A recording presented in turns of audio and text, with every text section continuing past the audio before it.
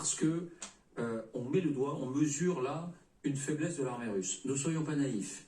Les deux armées dans ce conflit, et comme c'est souvent le cas dans les conflits conventionnels, ont un problème de recrutement, ont un problème de nombre, ont un problème de quantité, entre guillemets, de soldats. Mais ce qui se passe là du côté de l'armée russe laisse penser que ça va peut-être au-delà de ça. Pourquoi ?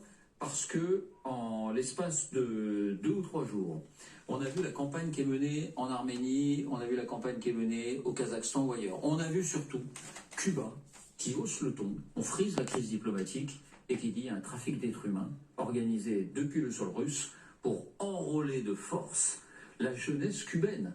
Rien que ça. Et puis il y a aussi ces rumeurs, ces documents sur une possible nouvelle mobilisation russe.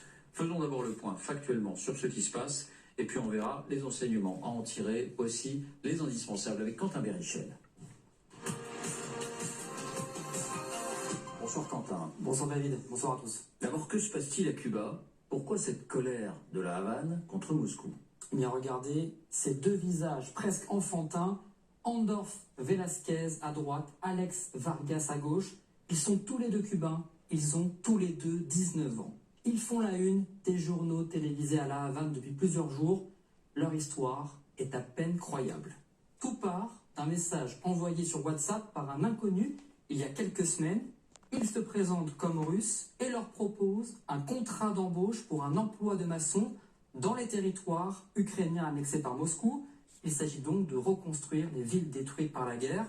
Les deux jeunes Cubains ont besoin d'argent. Ils acceptent la proposition et ils embarquent dans un avion pour partir à plus de 10 000 km de chez eux. À leur arrivée en territoire russe, l'histoire prend une toute autre tournure.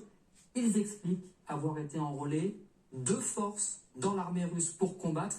Ils n'avaient jamais porté une arme avant, mais indiquent avoir été déployés en quelques jours sur la ligne de front, plus précisément en 3e ligne, à portée de tir des canons ukrainiens.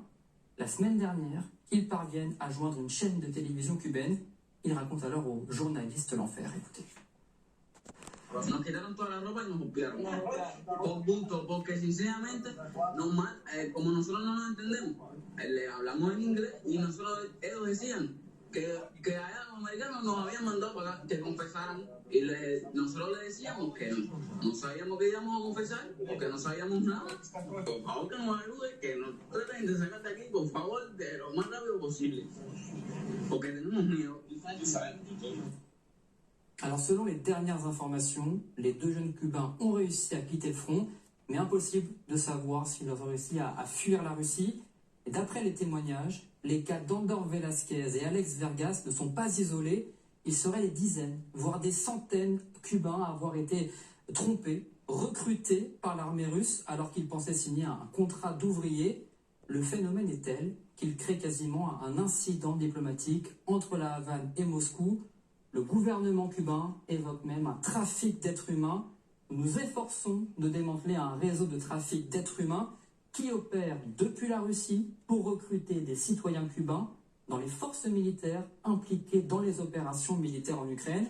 Alors pour le moment, Cuba n'accuse pas officiellement le Kremlin d'être derrière cette campagne de recrutement, mais Cuba tient à être clair, Cuba ne participe pas à la guerre en Ukraine.